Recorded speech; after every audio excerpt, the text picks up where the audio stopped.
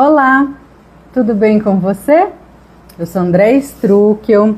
Daqui a pouco o Mário Mantovani vai entrar aqui com a gente e a gente vai começar um novo processo, um processo de publicização, de bate-papo, de trocas, para a gente poder trazer a pauta ambiental aqui de uma forma técnica, amigável, séria, enfim, de uma maneira que a gente possa internacionais. Estou vendo que o Mário Mantovani já entrou aqui. Isso mesmo, Mário, tudo bem? Aí, Andréa, tô aqui, combinado é combinado. Que bom que a gente pode estar de novo retomando as nossas conversas. Agora, meio ambiente em pauta. Isso Somos mesmo. nós, é isso aí. E o tema de hoje, né, Mário, vai ser incêndio na Patagônia. Vamos contextualizar um pouco sobre isso? Boa, acho que é legal. E até porque o pessoal pode estar perguntando, "Ah, o que que vai falar da Patagônia, né? A gente tem uma boa informação para você daqui a pouco, se você ficar com a gente. Dá uma dica, por que que a gente escolheu isso? O que que era o resultado dessa história da Patagônia que chamou a atenção das questões ambientais, da mídia, falando sobre esse incêndio, porque foi muito sério. Não é só o incêndio em si, que já é um problema muito grave para o meio ambiente, mas tem um contexto político da Argentina, tem um contexto das terras estrangeiras, então acho que era legal a gente dar uma sintonizada, Andréa. Então, vou começar, Mário. Bom, gente, o incêndio na Argentina, na região da Patagônia, para quem conhece, brasileiro adora ir para Bariloche, não é? É ali próximo de Bariloche. Tem a Rota 40, que vai de Bariloche até algumas cidadezinhas como Vila Angostura, entre outras, que são a região dos Sete Lagos. O pessoal adora esquiar e adora passear naquela região. E por que que ela é tão rica? Porque ela é um espaço verde de biodiversidade importantíssimo, é um bem ambiental que a América Latina tem e que a Argentina tem também, e tem um turismo muito, muito próspero e muito importante. O fato, Mário, e demais ouvintes aqui do Meio Ambiente em Pauta, sejam muito bem-vindos, o fato é que um incêndio ocorreu na província de Rio Negro, lá na Patagônia, consumiu 5.500 hectares, equivalente a 7.700 campos de futebol. Não é pouca coisa, é um incêndio muito grande. E isso se dá mediante o quê? A negligência humana. Ah, mas eu não fiz nada. Atear fogo, né, tem uma consequência muito forte, né? Toda a política de fogo, ela é muito, muito importante, a gente tem discutido isso muito aqui no Brasil. Além disso, além da questão que você colocou, lei de terras, que a gente vai discutir aqui, pouco orçamento para queimadas lá na Argentina, o fato é que nós estamos vivendo uma crise climática. Tivemos É isso aí. COP30 aqui em Belém, no Brasil, não tem negacionismo, não há espaço mais para negacionismo. Nós estamos em crise climática, então todos os eventos se asseveram. É fogo demais, é seca demais, é água demais. Nós estamos vivendo na era dos extremos. E o fato é que existe aí, eu vou falar um pouquinho da minha questão, né? É, Nós temos uma questão das leis de terras na Argentina, então vou É, comentar um pouco aí. A lei de terras, ela tem um tema muito polêmico que está sendo discutido no judiciário, que a lei de terras argentina, ela protege a soberania do país.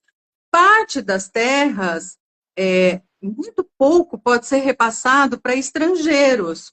Isso significa que essas terras têm que ficar predominantemente na mão do povo argentino. Isso aí. tem muito a ver com soberania.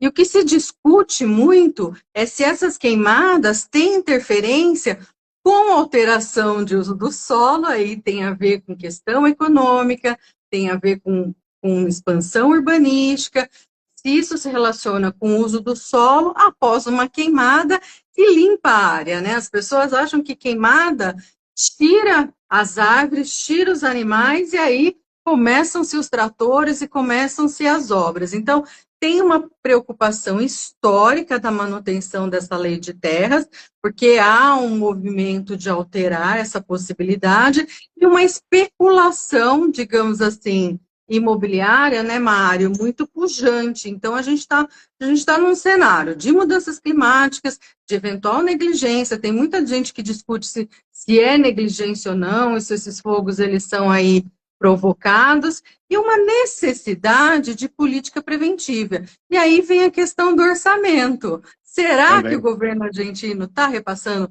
orçamento suficiente para que haja brigadas, haja todo um empenho para que essa queimada, esse fogo consiga ser controlado? Né, Mário? Passo aí para você me complementar.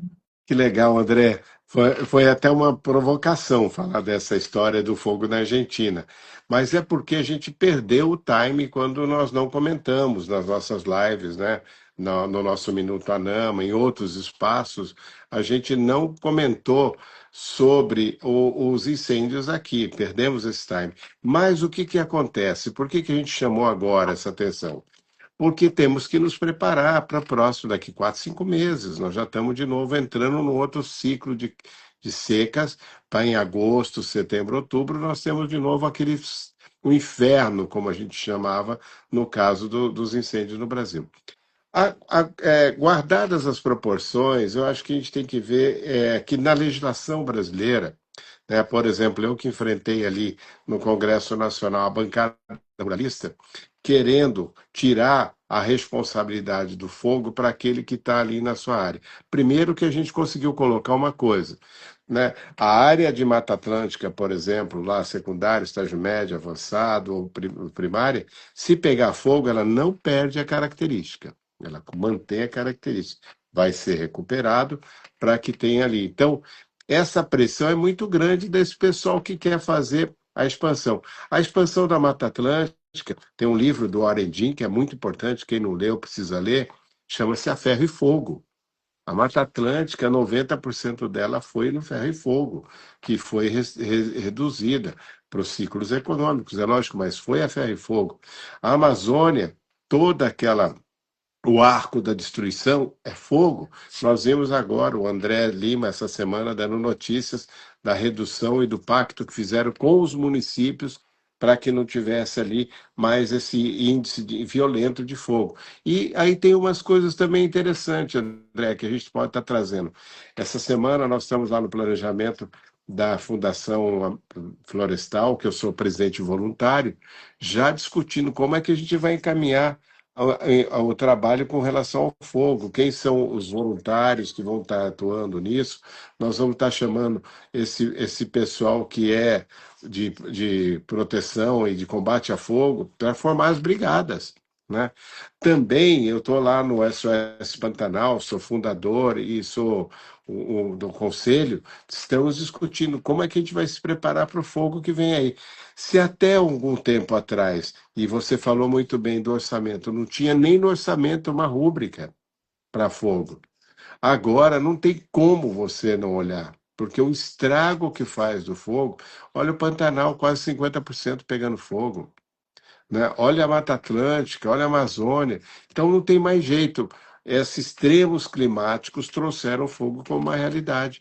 E quanto custa isso? O fogo que é colocado por um proprietário, que ainda tem aquela história de limpar pasto, que tem essa história de não observar períodos de não colocar fogo, ou não ter o controle do poder público, é um custo para toda a sociedade. Né? Então, esse tema do fogo que a gente fez, pegou fogo na Argentina, mas não é só nesse caso da floresta. A Argentina está pegando fogo literalmente por um processo também de negacionismo. Olha quem são os negacionistas: Milei, né? O Trump, todo esse time que acha que a questão das mudanças climáticas não tem efeito, né? O ser humano não consegue fazer isso. Não tem sentido mais, com tantas evidências, você não trabalhar. O fogo é a faísca que faltava para a gente perceber como o meio ambiente está precisando de ter a nossa proteção e esse entendimento. Falar de fogo agora é importante. Não adianta falar de fogo no meio da fumaça, no meio do calor do fogo. Tem que falar antes, é a prevenção.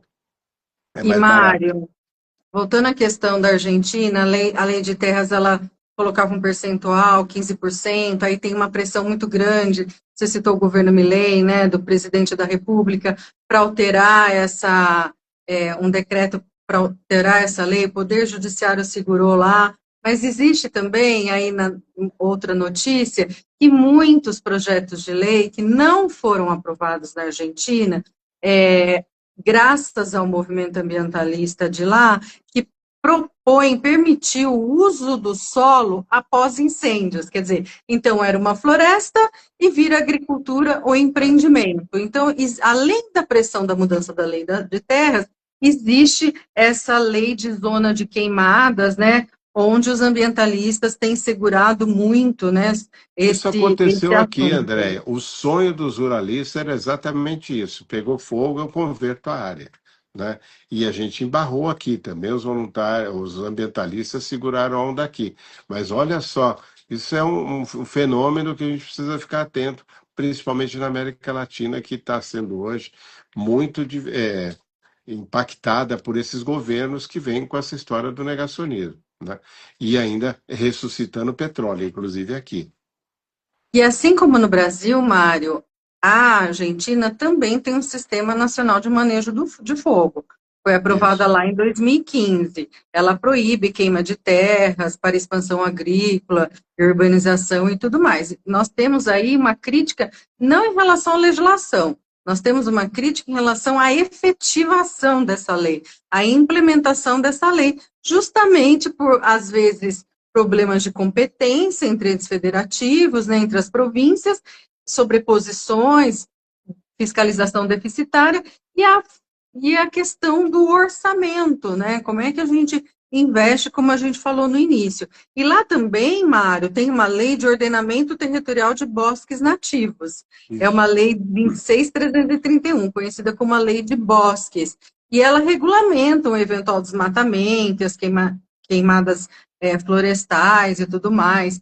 Tem tipificação penal, assim como aqui no Brasil, de pena de prisão para quem provoca incêndio e tudo mais. E cada província, que corresponde aí como se fosse um estado e Um município estado. nosso, pode ter suas próprias legislações, como Correntes tem, Córdoba, Mendonça, que também permite aí a queimada controlada, né? Mas a conclusão desse ponto inicial é que falta coordenação, falta gestão, falta recurso, né, monitoramentos via satélite e tudo mais. Então, esta questão de falta de gestão e falta de orçamento e falta de comprometimento político, como você citou, ela É. é um problema na Argentina. Mário, muita É. gente nos provocou, né? Mas por que vocês vão discutir Patagônia? Então vamos fazer É. uma ponte com o Brasil, como você tá fazendo esses links, eu estou colocando da Argentina, você está colocando do Brasil. Exato, André, mas é realmente para a gente poder entender esses processos, porque tudo que a gente vê lá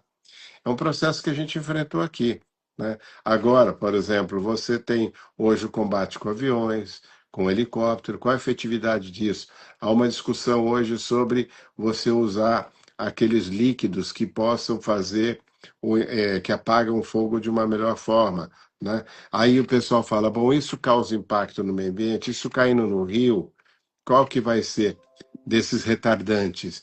Então, tem discussões que precisam ser feitas. Mas a maior discussão é o seguinte: o fogo é a nova realidade nas florestas. E a gente tem uma lei das florestas, tem a lei da Mata Atlântica, a lei do Pantanal, que acabou de ser aprovada. No Cerrado, a gente continua sem lei. O Cerrado vem sendo talvez um dos biomas mais devastados, e, de novo, o fogo está mandando nesse desmatamento, além dos correntões, né, porque não tem ali uma proteção. Mas eu acho que o fogo passa a ser a linha de condução dos debates. Eu vi esse ano passado, na Chapada dos Veadeiros, o enfrentamento foi impossível praticamente. Vi o Pantanal, acompanhei alguma coisa na Amazônia, né? Mas a gente tem que estar preparado para isso, André. Esse debate do fogo ele é essencial nesse momento, porque a gente pode cobrar os governantes. Eu fiquei imaginando, enquanto a gente falava dessa questão do orçamento, Quanto que será que tem nas emendas parlamentares para combate ao fogo? Pois E é. olha, o orçamento das emendas parlamentares esse ano é de 61 bilhões. E sabe qual é o orçamento do governo? 55. É maior o que os deputados vão colocar, que viraram vereadores, né, vamos dizer assim, federais.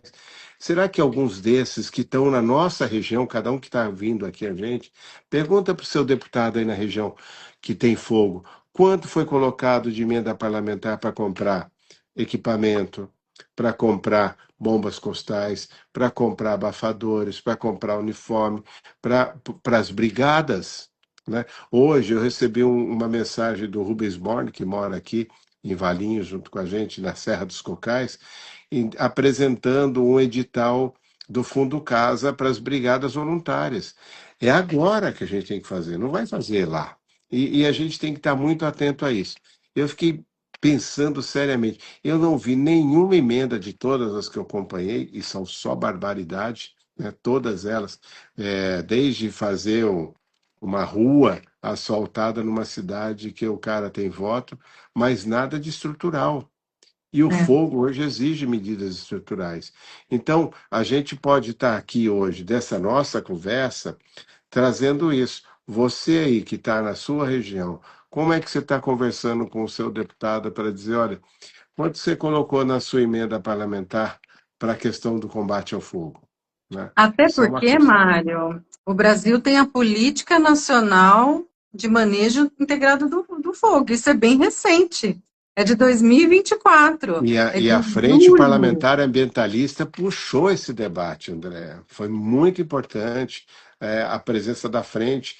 Eu acho que a gente deu um caldo político para isso, por isso que ela avançou bastante. Lógico, além da frente estar discutindo no momento certo, a gente tinha o desastre do fogo no Brasil. Não teve uma. Quem assistia Jornal Nacional, quem assistia qualquer jornal, via as imagens e o desastre. Uma imagem daquela de um bicho morto pelo fogo no Pantanal é terrível.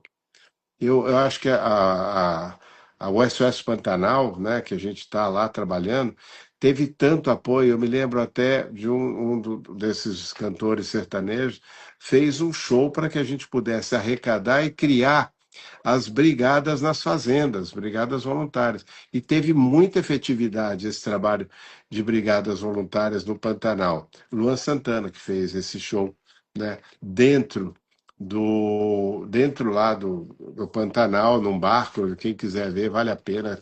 É um dos melhores shows dele.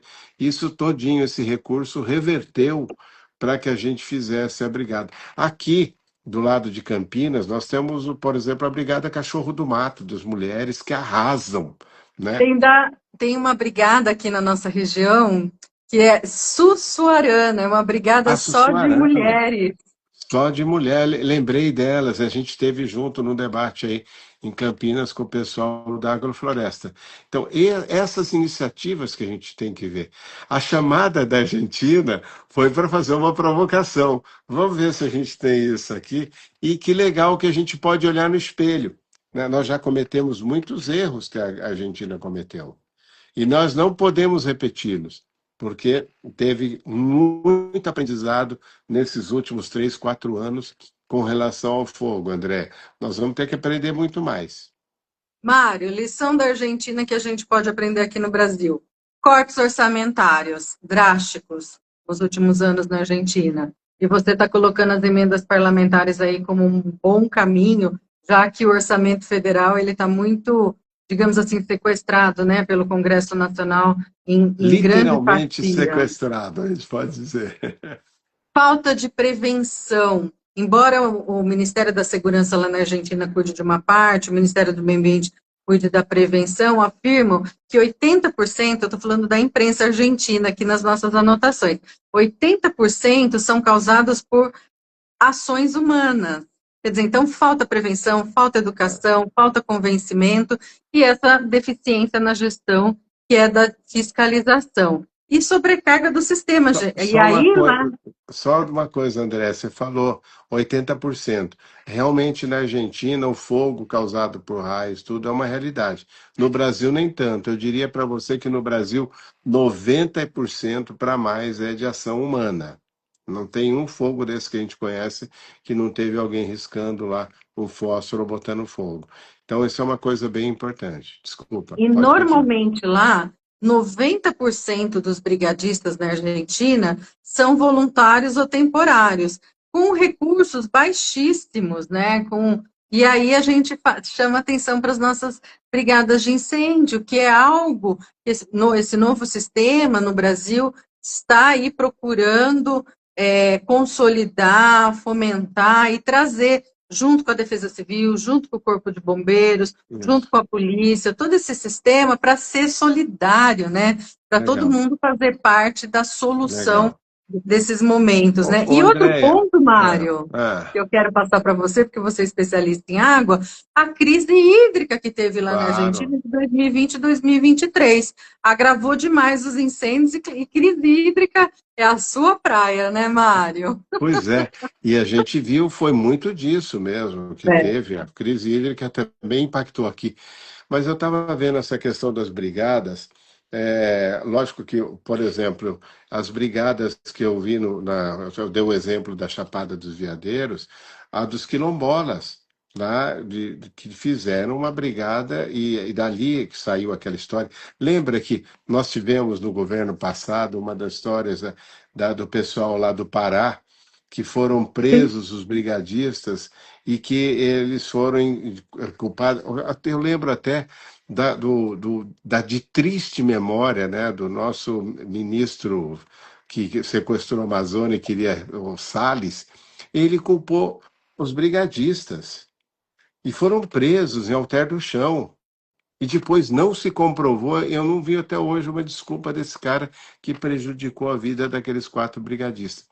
Nós tivemos as brigadas, essa da Chapada, que usava o fogo, aquele pinga-fogo, para fazer fogo de encontro. Quem desenvolveu essa tecnologia foram os quilombolas, e apareceu numa daquelas matérias promovidas pelo Salles, que os funcionários do IBAMA, os brigadistas do IBAMA, estavam colocando fogo para poder dizer que o fogo estava prejudicando o governo de triste memória dele e do presidente dele. Então, isso não pode mais acontecer. Né? Aqui em São Paulo, por exemplo, fizemos uma sala de situação para a questão do fogo. Esse ano foi muito efetivo. O ano retrasado foi aquela coisa do impacto, o tamanho, né? Tem a questão de que tinha a questão do crime organizado, promovendo de alguma coisa, mas dessa vez estava na mesma sala bombeiro, defesa civil, voluntário, Fundação Florestal, todo mundo trabalhando e vendo onde precisava do avião, onde precisava de helicóptero, ou seja, não era um bate-cabeça. Isso foi muito legal. Inclusive, temos hoje brigadas com indígenas, né, que estão fazendo um trabalho muito legal. Aqui em São Paulo também tem no Xingu, vários outros lugares. A gente trabalhou isso. E tem brigadas de quilombo no Vale do Ribeira. Então, isso é uma coisa inédita que a gente está fazendo também, trazendo essa comunidade que vive e conhece o território para buscar fazer esse enfrentamento. Não adianta vir um bombeiro de São Paulo para vir fazer um trabalho numa região dessa. E teve uma coisa gravíssima, André. Minas Gerais, os bombeiros eram contra as brigadas voluntárias. A gente teve que fazer uma intervenção lá, dizendo, olha, eu nem sei como é que terminou esse capítulo lá, que o Zema também é um desses negacionistas graves que a gente teve, né? Tipo Salles, assim, vamos contar.